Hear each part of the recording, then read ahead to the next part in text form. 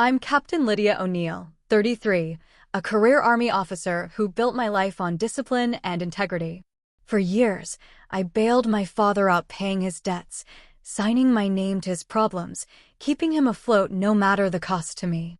But when he dragged me into court to strip me of everything I'd earned, I made one move that turned the tables so hard the judge called in military police. Have you ever been blindsided by someone you trusted completely? If so, tell me your story in the comments. You're not alone. Before I get into it, let me know where you're tuning in from. And if you've ever had to stand your ground after being wronged, hit like and subscribe for more true stories about setting boundaries and taking back your power. What happened next might surprise you. I grew up thinking family loyalty was like gravity, an unbreakable law that held everything in place. My father taught me that lesson early, not with words but with expectation. When he needed something, I delivered. When bills came due, I covered them. When documents needed a signature and his credit wouldn't pass muster, my name went on the dotted line instead. It started small. A phone bill here, a car payment there. Just until I get back on my feet, he'd say, and I believed him every time. I was 19 when I first let him use my address for a credit application. 22 when I co-signed his lease. By 25, my name was attached to half his financial life, and I told myself this was normal. This was what families did for each other. The military gave me structure my father never could. Basic training taught me discipline he'd skipped teaching. My first deployment showed me what real loyalty looked like, the kind that flows both ways, built on mutual respect rather than one-sided obligation. But even overseas, the calls kept coming. Your old man needs a favor, he'd start, and I'd find myself wiring money from a base in Afghanistan to cover his rent back home. My unit commander noticed once when I was on the phone with a creditor, explaining why my father's missed payment shouldn't affect my security clearance. "That your dad?" he asked afterward. When I nodded, he just looked at me for a long moment. "You know you can't save someone who won't save themselves, right?" I nodded then too, but I didn't really hear him. Not yet. The pattern was so ingrained I couldn't see it for what it was. I'd grown up believing that love meant sacrifice, that being a good daughter meant saying yes even when it hurt. My father never asked, he assumed. And I never refused, I complied. When he needed a place to stay between apartments, I cleared out my spare room. When his car broke down, I drove 3 hours to pick him up. When his business ventures failed, I absorbed the debt without complaint. He had a way of making his problems sound like emergencies and his requests sound like temporary measures. "Just this once" became his favorite phrase, even though we both knew there would always be a next time. I'd lie awake calculating how much of my salary went to keeping his life afloat, but by morning I'd convince myself it was an investment in family harmony. The alternative, saying no, seemed impossible. My mother had died when I was 15, and in the years since, my father and I had developed this unspoken agreement. He provided the illusion of family stability, and I provided everything else. He'd call me his responsible one, as if reliability were a genetic trait I'd inherited rather than a survival skill I'd learned. When people asked about my family, I'd say we were close. It wasn't exactly a lie, we were bound together, just not in the way I pretended. The military taught me about chain of command, about earning respect through competence and consistency. I thrived in that environment because the rules were clear and fair. Performance mattered more than politics. Results spoke louder than promises.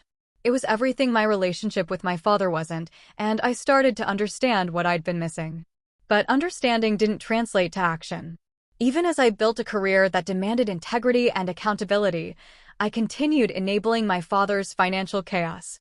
I justified it by telling myself he was getting older, that his opportunities were limited, that abandoning him would make me the kind of person I didn't want to be. The truth was simpler and more complicated. I was afraid of what would happen if I stopped being useful to him. The wake-up call should have come earlier. Maybe when he missed my promotion ceremony because he was in court over unpaid taxes. Maybe when he borrowed my car and returned it with a dent he never mentioned. Maybe when I realized I'd been covering his cell phone bill for 2 years and he'd never once thanked me for it. But real awareness doesn't follow a schedule, and mine was still years away.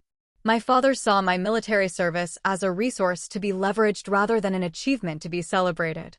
He'd brag to his friends about having a daughter in uniform, then call me the same day asking for money. He loved the prestige my service reflected on him, but resented the independence it gave me.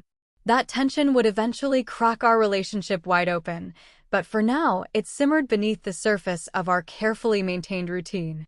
I kept thinking I could manage both lives, the professional one where I commanded respect through competence, and the personal one where I maintained peace through compliance. It never occurred to me that those two approaches were fundamentally incompatible, or that eventually, I'd have to choose between them. I was still operating under the assumption that family loyalty was absolute, that blood ties trumped self-preservation every time. Looking back, I can see how thoroughly I'd been trained to prioritize his needs over my own boundaries. Every time I said yes when I wanted to say no, every time I absorbed his consequences without complaint, I reinforced the dynamic that would eventually destroy us. I thought I was being strong, but I was actually teaching him that my strength existed for his benefit alone. The signs were all there in his tone when he called, in his assumptions about my availability, in his casual indifference to the sacrifices I made. I just wasn't ready to see them yet. I was still clinging to the fantasy that unconditional support would eventually earn unconditional love, that if I proved myself valuable enough, he'd start treating me as more than just a solution to his problems. That delusion would cost me dearly before I finally learned to let it go. The shift started subtly, the way most betrayals do. My father's tone changed, first less asking, more expecting. Where he used to frame his requests as temporary emergencies, he began presenting them as simple facts. I need $500 for rent, instead of, could you help me with rent this month? The difference seemed minor, but it marked the beginning of something I couldn't ignore forever. My military career was advancing, and with it came responsibilities I couldn't delegate or postpone. Security clearances required financial transparency. Leadership positions demanded personal accountability. My father's chaotic relationship with money was becoming a liability I couldn't afford, but breaking the cycle felt impossible.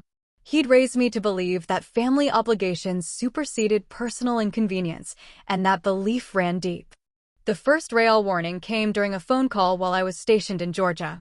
I'd just been promoted to staff sergeant, a milestone I'd worked toward for 3 years.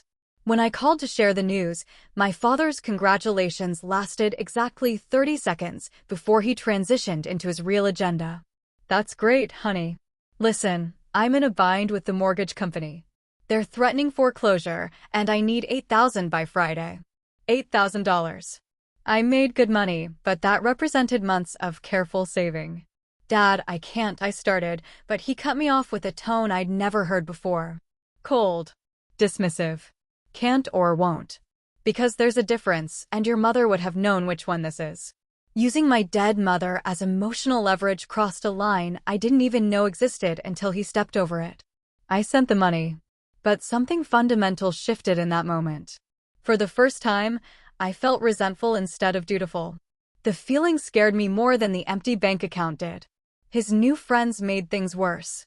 He'd started spending time with a group of men who seemed to view legal battles as entertainment. They traded stories about ex-wives they'd outsmarted, business partners they'd outmaneuvered, and family members who'd learned their place. My father absorbed their cynicism like gospel and gradually began treating our relationship as another contest he intended to win. The casual cruelty started showing up in small ways. He'd forget to thank me for favors, then act irritated when I didn't anticipate his next need. He stopped calling to check on me unless he wanted something. When I mentioned feeling overwhelmed by the financial pressure, he'd remind me of everything he'd sacrificed raising me alone. As if parenting had been a business investment he expected to profit from indefinitely. My unit noticed the change in my behavior before I did. I was distracted during briefings, short-tempered with subordinates, and increasingly isolated from the camaraderie that had always sustained me. My commanding officer pulled me aside after I snapped at a junior enlisted soldier over a minor mistake. "What's eating you, Sergeant?" he asked, and I found myself explaining the situation I'd never discussed with anyone. He listened without interrupting, then asked a question that haunted me for weeks.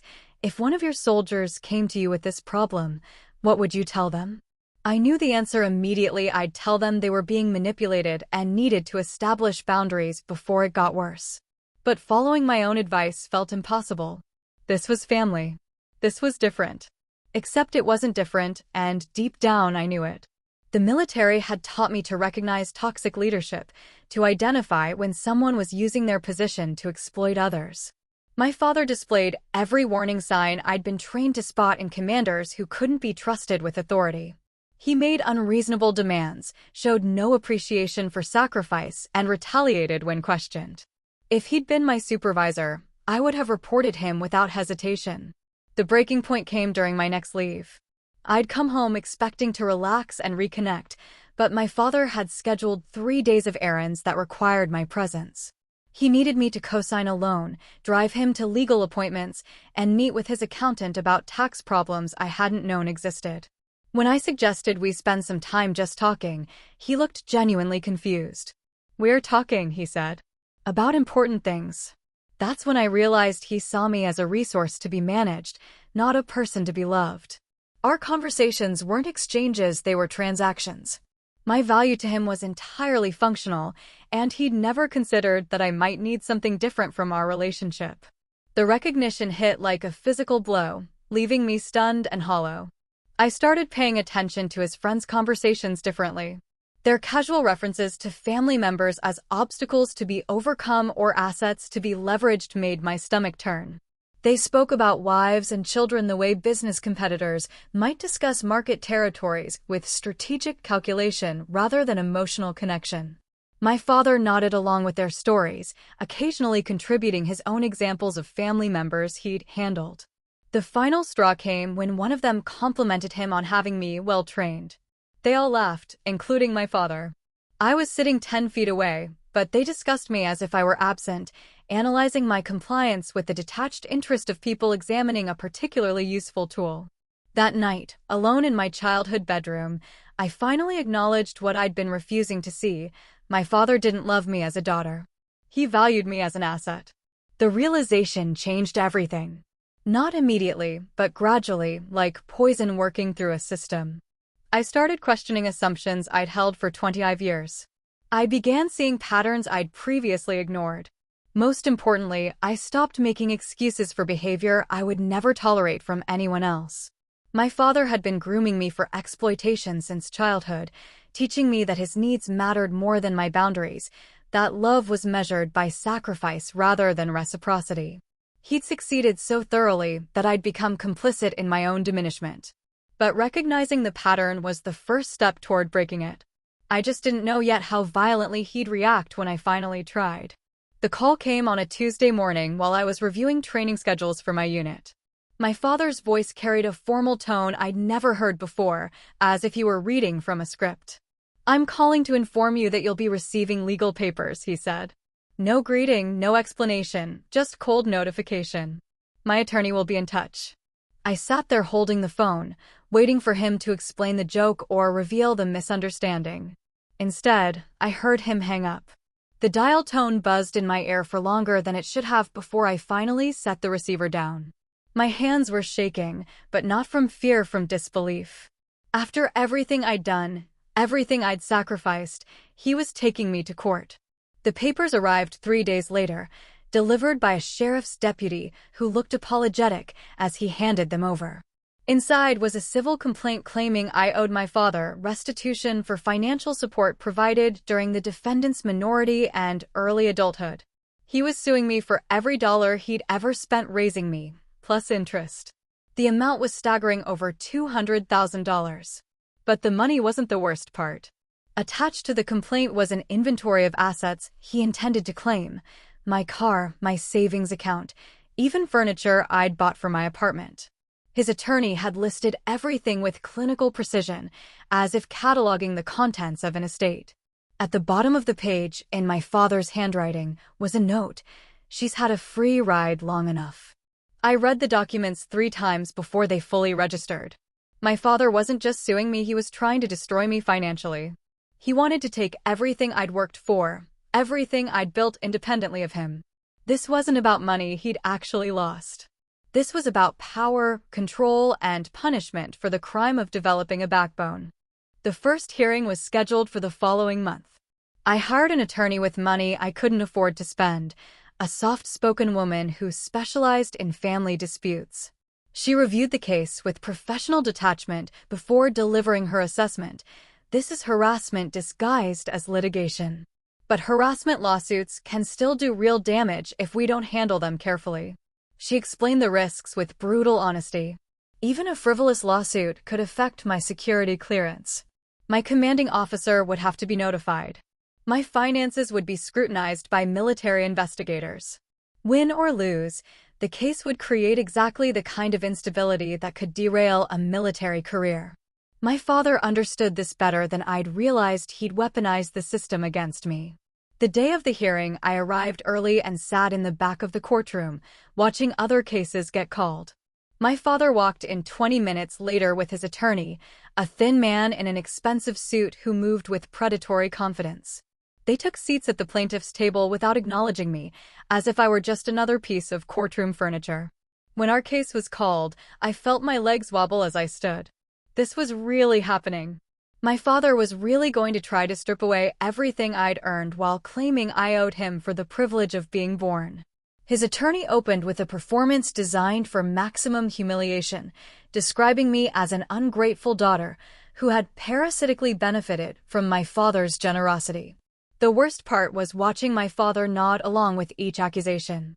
He'd coached his lawyer well, providing intimate details about every favor I'd ever asked, every moment of vulnerability I'd ever shown. My teenage struggles, my college fears, my early military challenges all presented as evidence of my fundamental unworthiness. He was using my entire life history as ammunition against me.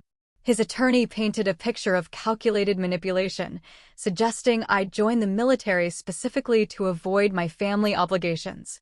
The defendant has systematically exploited her father's goodwill while building a career designed to make her financially judgment-proof, he declared with theatrical indignation. She has taken everything and given nothing in return. I watched the judge's face during this character assassination, looking for signs of skepticism or sympathy. His expression remained neutral, but I caught him glancing at me occasionally, as if trying to reconcile the accusations with the woman sitting at the defendant's table. My own attorney took notes and said little, following a strategy one didn't yet understand. When it came time for my father's testimony, he delivered it with the same cold formality he'd used in that phone call. He spoke about the burden of raising me alone, the sacrifices he'd made for my education, the ingratitude I'd shown by building an independent life. He never once looked at me directly, addressing all his answers to his attorney or the judge. The moment that broke something inside me came when the judge asked him to quantify his financial contributions. My father pulled out a folder thick with receipts and calculations, evidence he'd been collecting for years. Every birthday gift, every school expense, every doctor's visit itemized and assigned a dollar value. He'd been building this case against me since I was a child, treating parenthood as a loan he intended to collect on someday. His attorney concluded with theatrical flourish, "Your Honor, the defendant sits before you having built a comfortable life on the foundation of her father's generosity. She has repaid his sacrifices with abandonment and ingratitude. We ask the court to order full restitution for the investment he made in her future, plus reasonable interest for the years she has deprived him of those funds." The courtroom fell silent. My father finally looked at me then, and I saw something in his eyes I'd never seen before: satisfaction. He thought he'd won. He thought he'd cornered me so completely that I had no choice but to submit or be destroyed. His lawyer leaned back with visible smugness, clearly pleased with their performance. That's when the judge asked if I had anything to say in my defense. My attorney whispered that I didn't have to respond, that we could save our arguments for the next hearing. But I stood anyway, my voice steadier than I felt. "Your Honor, I'd like to present some documents of my own." I watched my father's expression shift from satisfaction to confusion as I walked to the clerk's desk with a sealed envelope. Inside were 3 pieces of paper that would change everything. I'd found them while cleaning out old files, and I'd been carrying them in my purse ever since, not knowing when or if I'd ever need them. The judge accepted the envelope with curious interest. My father's attorney objected to the unscheduled submission, but the judge waved him off. "I'll allow it," he said, opening the envelope. The courtroom waited as he scanned the contents, his expression growing increasingly serious. Then he looked directly at my father for the first time during the entire proceeding. "Mr. O'Neill," he said quietly, "I'm going to need to see you and your attorney in chambers."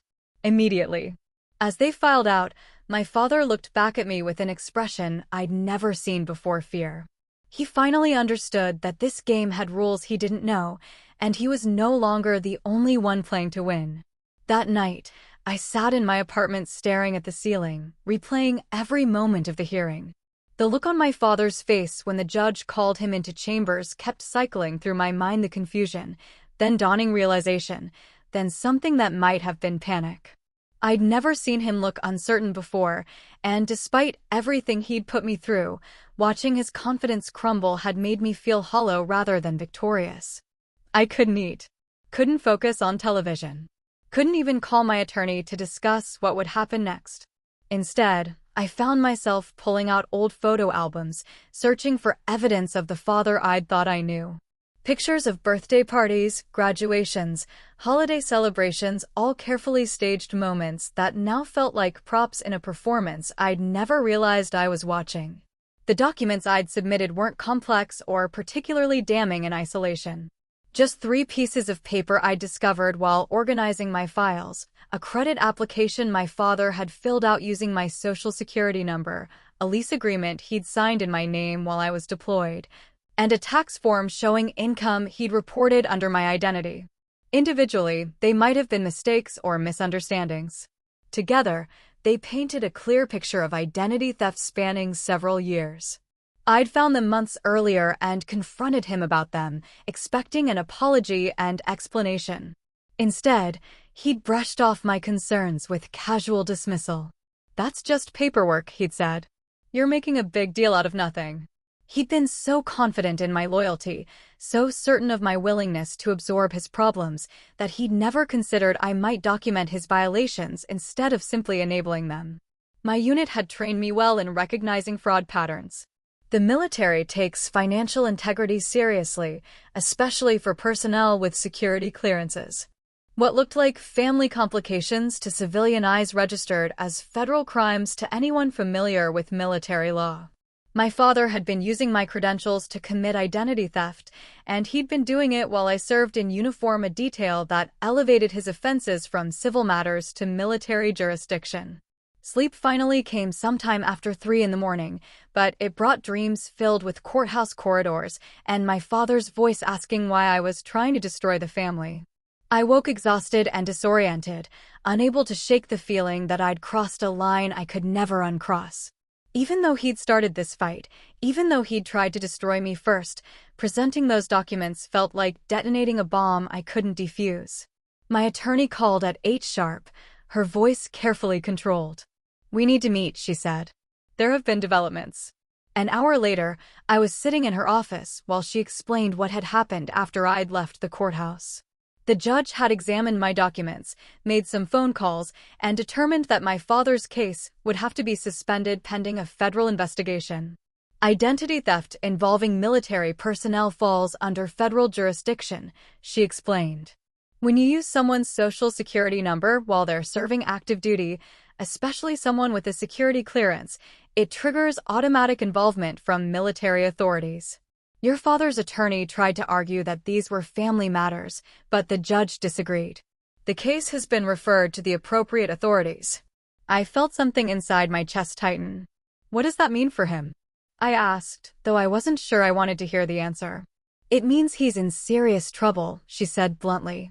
Identity theft is a federal crime. Using a service member's credentials makes it worse. If they can prove intent, he's looking at potential prison time. She paused, studying my expression. "Are you having second thoughts about this?" The question hung in the air between us. Was I? Part of me, the part that had been programmed since childhood to protect him from consequences, wanted to find a way to undo what I'd started. But another part, the part that had finally learned to value my own survival, knew there was no going back. He'd forced this confrontation when he decided to destroy me rather than respect my boundaries. No, I said finally. I'm not having second thoughts. But I need to understand what happens next. She walked me through the process with professional thoroughness. Military investigators would review the evidence. Federal prosecutors would decide whether to file charges. If they proceeded, my father would be arrested and formally charged. The civil lawsuit against me would be dismissed, since you can't sue someone for restitution while simultaneously stealing their identity to commit fraud. This changes everything, she explained. Your father opened this door when he decided to take you to court. Now he has to deal with the consequences of his own actions. She looked at me seriously. But you need to prepare yourself for what comes next. He's not going to accept responsibility gracefully. People like him never do. I left her office feeling like I was walking through a different world than I'd inhabited the day before. The same streets, the same buildings, but everything looked different now that I understood there was no path back to the relationship I'd thought we had. My father had revealed his true nature, and I'd responded by revealing mine. Neither of us could pretend anymore. The call came that afternoon. My father's voice was different, smaller, uncertain in a way that might have been endearing if the circumstances were different. We need to talk, he said. This has gotten out of hand. We can work something out. There's nothing to work out, I replied, surprised by how calm I sounded. You filed a lawsuit. I responded with evidence. Now we let the system handle it. You don't understand what you're doing, he said, and for the first time, I heard fear in his voice. This could destroy everything. Think about the family. I am thinking about the family, I told him. I'm thinking about protecting myself from further damage. Then I hung up, cutting off his protests. For the first time in my adult life, I'd ended a conversation with my father on my terms. The silence that followed felt like freedom. 3 days later, my attorney called with the news I'd been expecting but dreading. Military investigators had taken over the case and arrest warrants had been issued. My father would be taken into custody within the week. The civil lawsuit had been dismissed as predicted, but the federal charges were moving forward. I sat in my apartment that evening, surrounded by the possessions he'd tried to claim in court, and tried to process what I'd done. I'd protected myself, established boundaries, and held him accountable for his actions. Everything my military training had taught me about leadership and integrity said I'd made the right choice. So why did I feel like I'd just burned down the world? The arrest happened on a Friday morning while I was conducting weapons training with my unit. My phone buzzed with a text from my attorney. It's done. He's in custody. I stared at the message for longer than I should have, aware that my soldiers were waiting for instructions, but unable to process what I was feeling. Relief? Vindication? Grief? The emotions were too tangled to separate. I finished the training session on autopilot, going through the motions of leadership while my mind cycled through images of my father in handcuffs, in a jail cell, processing the reality that his daughter had put him there. Not directly his own actions had created this situation, but I'd been the one who'd provided the evidence that made it possible. I'd made the choice to fight back instead of submitting to his destruction. The details came later, through phone calls and legal documents that painted a stark picture of how thoroughly he'd miscalculated. Military police had arrived at his apartment with federal marshals, treating this as the serious crime it was rather than the family dispute he'd tried to frame it as. His attorney, who'd been so confident in court, had immediately distanced himself from a client facing federal charges. My father had been processed at the Federal Detention Center on base, the same installation where I reported for duty every morning. The irony wasn't lost on me. He was being held in the military justice system he'd thought he could manipulate through me. His attempts to use my service as a shield had instead made his crimes more serious, subject to military law and federal prosecution. The preliminary hearing was scheduled for the following Tuesday. My attorney explained that I'd likely be called as a witness, since the identity theft directly affected me. Are you prepared for that? She asked. It's one thing to submit documents. It's another to testify against your father in person.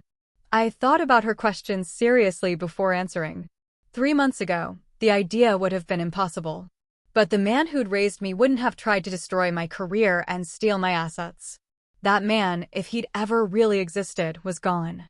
In his place was someone who saw me as an obstacle to overcome rather than a daughter to love.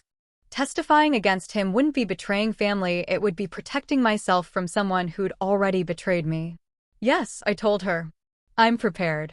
The day of the hearing, I wore my dress uniform, partly because military protocol required it and partly because I needed the armor it provided. I sat in the witness section, watching my father enter the courtroom in shackles and an orange jumpsuit. He looked smaller than I remembered, older and more fragile. When his eyes found mine, I saw something I'd never seen before: desperation. The federal prosecutor laid out the case with methodical precision. Identity theft, fraudulent use of federal credentials, conspiracy to commit wire fraud. Each charge carried potential prison time, and together they painted the picture of someone who'd systematically exploited his daughter's military service for personal gain. The evidence was overwhelming because my father had never tried to hide what he was doing. He'd been so confident in my compliance that he'd documented his crimes. When I was called to testify, my father's new attorney tried to paint me as a vindictive daughter seeking revenge for childhood disappointments. But the facts spoke for themselves. I identified my signature on documents I'd never signed, confirmed social security numbers and addresses that matched mine, and verified that I'd never given permission for any of these transactions. The cross-examination felt like a formality. There was no credible way to explain away what he'd done. My father never looked at me during my testimony. He stared at the table in front of him, occasionally whispering to his attorney, but never meeting my eyes. I found myself studying his profile, looking for traces of the man who'd raised me and finding only a stranger who shared my DNA. Whatever love had existed between us had been conditional on my submission, and now that I'd refused to submit, there was nothing left. The judge's ruling was swift and uncompromising. My father was denied bail due to flight risk and the severity of the charges. His trial would be scheduled for later in the year, but the evidence was so clear that his attorney was already discussing plea bargain options. The maximum sentence for his crimes was 15 years in federal prison. As they led him away, my father finally looked back at me. His expression wasn't angry or defiant, it was confused, as if he genuinely couldn't understand how we'd arrived at this moment. He'd spent so many years believing that family meant unconditional support that he'd never considered what would happen if he pushed too far. The look on his face suggested he still didn't understand what he'd done wrong. I left the courthouse feeling hollowed out but strangely peaceful. The battle was over and I'd won, but victory felt different than I'd expected. There was no celebration, no sense of triumph, just the quiet satisfaction of having protected myself from someone who'd tried to destroy me. I'd learned that love without boundaries isn't love at all, it's exploitation dressed up in familial obligation. That evening, I called my commanding officer to brief him on the situation. Military leadership needed to know when their personnel were involved in federal cases, especially those involving security clearances. He listened without interrupting, then asked a single question. "Are you okay, Sergeant?" It was the first time anyone had asked me that since this whole ordeal began. Everyone else had focused on the legal implications, the procedural requirements, the potential consequences. But he'd asked about me as a person, not just as a witness or a victim or a service member. The question hit me harder than I'd expected. "Yes, sir," I said. "I think I am." And for the first time in months, I meant it. I was okay. Damaged, maybe, but okay. Free to build a life based on mutual respect rather than one-sided obligation. Free to set boundaries without fearing abandonment. Free to choose my family based on how they treated me rather than how we were related. My father had tried to teach me that loyalty was absolute and unquestioning. Instead, he taught me that sometimes the most loyal thing you can do is refuse to enable someone's destruction, even when that someone is family. The months that followed moved with the grinding inevitability of military justice. My father's case worked its way through the system while I rebuilt my life around the absence he'd created. The silence where his constant demands used to be felt strange at first, like phantom pain from an amputated limb. Then it began feeling like relief. I threw myself into my work with renewed focus. Without the distraction of his crises, I could concentrate on the responsibilities that actually mattered. My unit's performance improved, and my commanding officers took notice. I was recommended for advanced training, then for promotion, then for a leadership position that would have been impossible while my father's chaos dominated my personal life. The first letter arrived on a Tuesday, 6 months after his arrest. Plain white envelope, handwritten address, military detention facility return label. I held it for a long time before opening it, trying to decide whether I wanted to read whatever justifications or manipulations it contained. In the end, curiosity won over caution. His handwriting was smaller than I remembered, cramped and careful. The tone was different too, not the commanding voice I'd grown up with, but something more tentative. He didn't apologize exactly, but he did acknowledge that things got out of hand. He asked about my life, my career, my health, as if we were distant relatives catching up rather than father and daughter whose relationship had exploded in federal court. What struck me most was what he didn't say. No admission of guilt. No recognition of the damage he'd tried to inflict. No understanding of why I'd felt compelled to protect myself. He wrote about misunderstandings and unfortunate circumstances, as if identity theft and attempted financial destruction were weather events rather than deliberate choices. I read the letter twice, then filed it away without responding. He ended with a request for me to visit, to talk about family, but I wasn't ready for that conversation. Maybe I never would be. The boundaries I'd learned to set weren't temporary barriers, they were permanent walls protecting the life I'd built without him.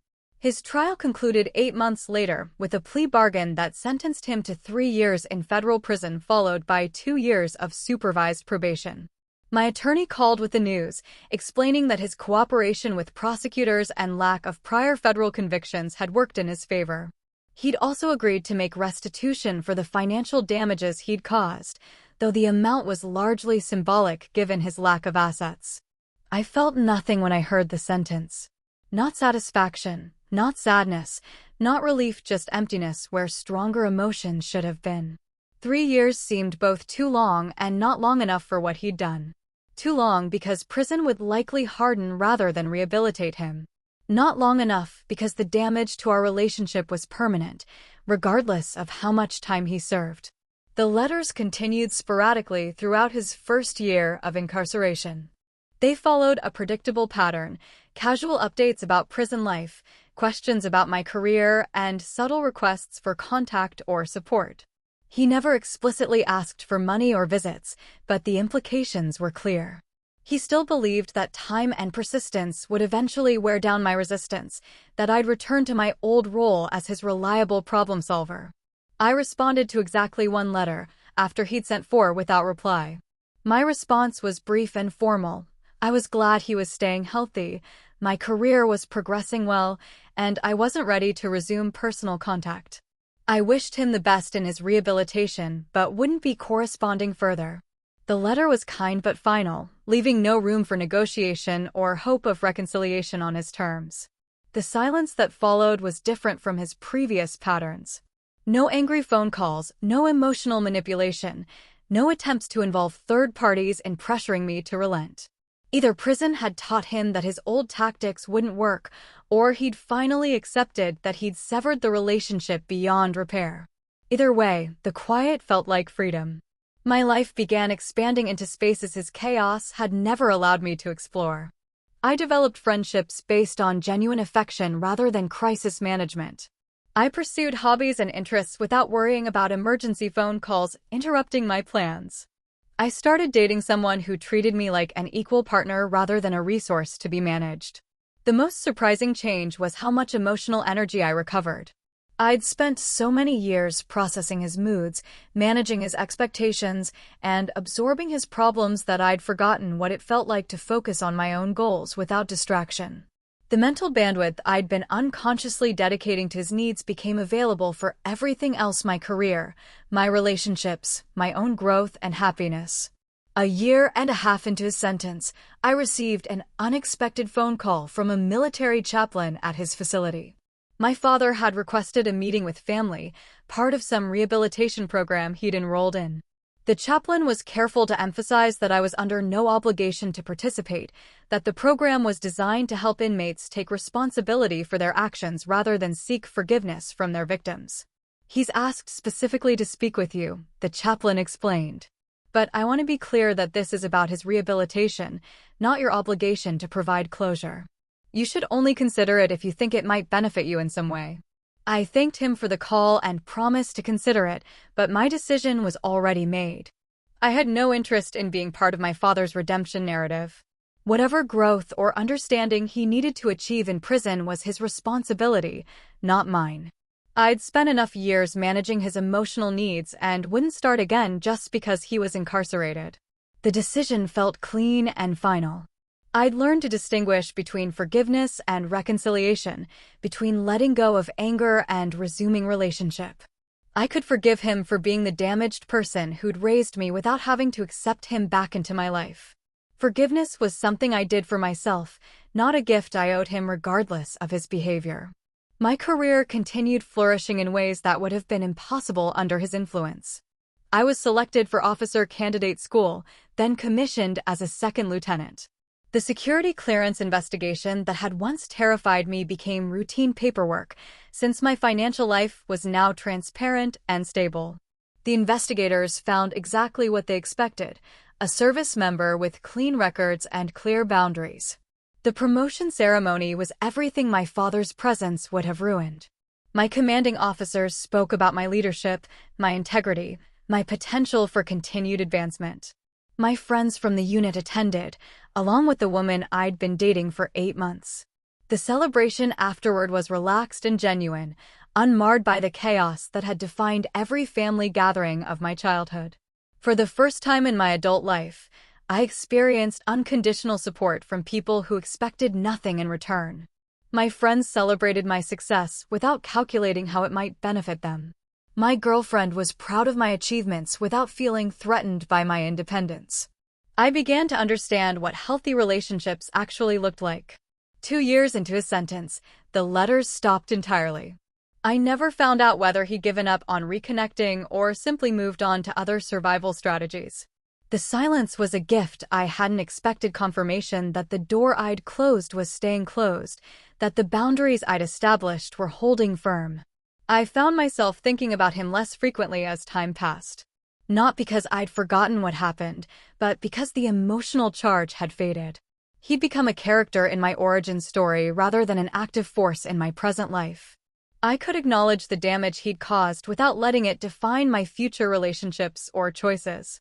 The woman I'd been dating became something more serious, then something permanent. She knew the full story of my family situation and understood why I kept certain boundaries. She never pressured me to reconcile or suggested that blood relationship trumped personal safety. Her support felt revolutionary, someone who prioritized my well-being over maintaining family appearances. 3 years after his arrest, I learned through military channels that he'd been released on parole. The news arrived through official notifications required for victims of federal crimes, not through personal contact. He was living in a halfway house 3 states away, beginning the supervised probation phase of his sentence. I felt nothing when I read the notification. No fear, no curiosity, no residual anger. Just acknowledgement that someone who'd once controlled my life was now a stranger whose location was managed by the federal court system. I never heard from him directly after his release. No letters, no phone calls, no attempts to contact me through mutual acquaintances. Either his time in prison had taught him that the relationship was permanently severed, or he'd found other people to manipulate. Either way, the silence continued, and my life remained stable and self-directed. The transformation was complete but gradual, like recovering from a long illness.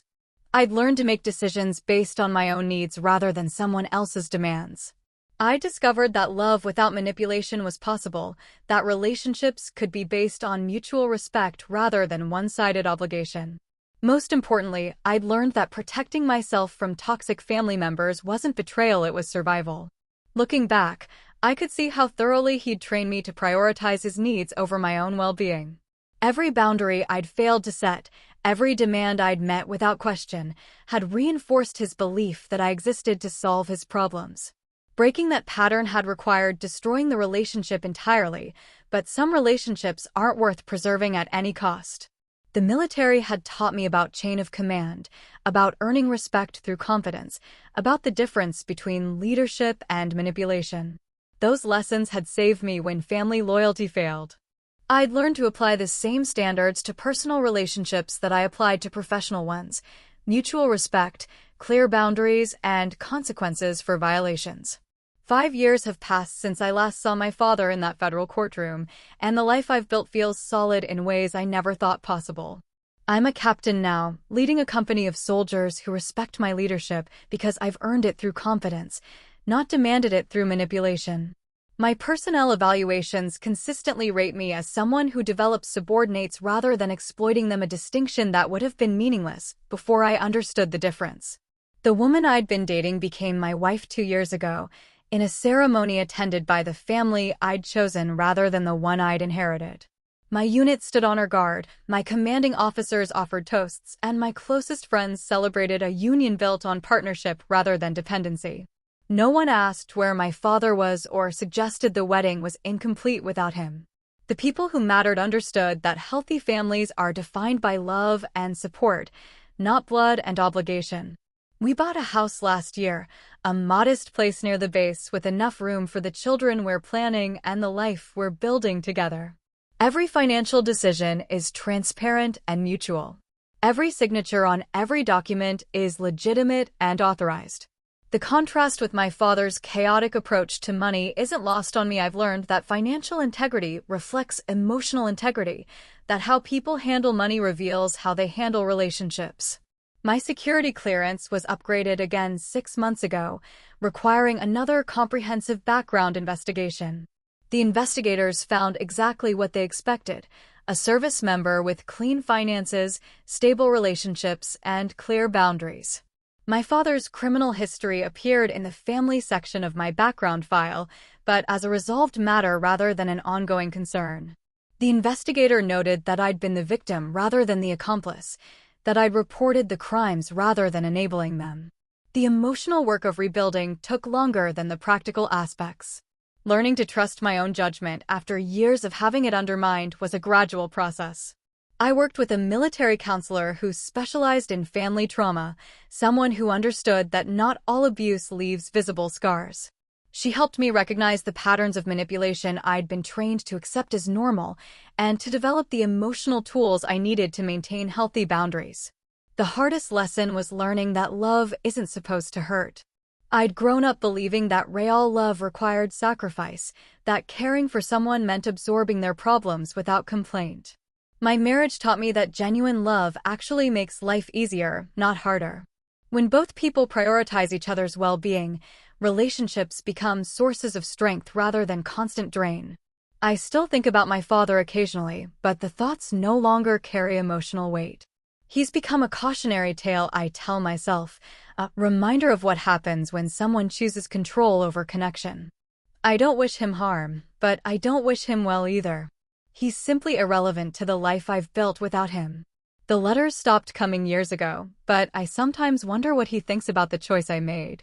Does he understand that his attempt to destroy me was what finally freed me from his influence? Does he recognize that trying to weaponize the legal system against me taught me how powerful the truth could be when properly presented? Probably not. People who manipulate others rarely develop that level of self-awareness. My military service continues to provide the structure and purpose his chaotic presence had always disrupted. I'm scheduled for promotion to major next year, with potential assignment to a staff position that would advance my career significantly. None of this would have been possible while managing his crises and absorbing his financial chaos. Cutting him out of my life didn't just protect me, it allowed me to flourish. The most surprising development has been how much I enjoy mentoring younger soldiers, especially those dealing with difficult family situations. I can recognize the signs of manipulation and exploitation that I once missed in my own life. When a young enlisted soldier mentions family members who borrow money they never repay, or relatives who use guilt to enforce compliance, I share what I've learned about boundaries and self-protection. I tell them that family loyalty should flow both ways, that love without respect isn't love at all, that protecting yourself from toxic relatives isn't betrayal. Some listen immediately. Others, like I once did, need time to recognize the patterns before they can break free. But planting those seeds of awareness feels like turning my painful education into something useful for others. The house my wife and I bought sits on a quiet street lined with other military families. Our neighbors understand the demands of service life, the importance of security, the value of stability. Children play in the yards while their parents work on cars and tend gardens. It's the kind of normal, peaceful life I never thought I'd have, the kind my father's chaos had always made impossible. Sometimes I stand in my backyard at sunset, watching the flag in front of our house catch the evening breeze, and I think about the path that brought me here. Every boundary I learned to set, every manipulation I learned to recognize, every time I chose my own well-being over someone else's demands, all of it led to this quiet strength, this earned peace. My father taught me valuable lessons, though not the ones he intended. He taught me that some people view relationships as competitions to be won rather than bonds to be nurtured. He taught me that family titles don't automatically confer respect or authority. Most importantly, he taught me that protecting yourself from people who claim to love you isn't selfish, it's necessary. The military gave me the tools to recognize toxic leadership and the courage to resist it. Those same tools worked in civilian relationships once I learned to apply them. The chain of command that governs military life isn't so different from the boundaries that govern healthy families: clear expectations, mutual respect, and consequences for violations. I'm grateful for the life I've built, but I'm equally grateful for the relationship I ended. Some people are meant to be lessons rather than lifelong connections. My father was both. He showed me what I didn't want to become and gave me the motivation to become something better. That knowledge is his greatest gift to me, though I doubt he'll ever understand it that way. The sun sets behind the mountains beyond our base, painting the sky in shades of red and gold. Tomorrow I'll wake up in a house I own, next to a woman who loves me without conditions, preparing for a job that values my integrity over my compliance. It's a life my father could never have given me because it's built on principles he never learned to practice. Justice doesn't always come with fanfare or satisfaction. Sometimes it just walks quietly through your door, wearing a uniform, carrying the authority to hold people accountable for their choices. Sometimes it looks like a folder of documents that reveal the truth about someone you thought you knew. Sometimes it sounds like silence, the absence of chaos, the presence of peace, the freedom to build something better than what you inherited. And sometimes it simply looks like a life lived on your own terms, protected by boundaries you learned to defend, surrounded by people who earn their place in your world through respect rather than demanding it through relation.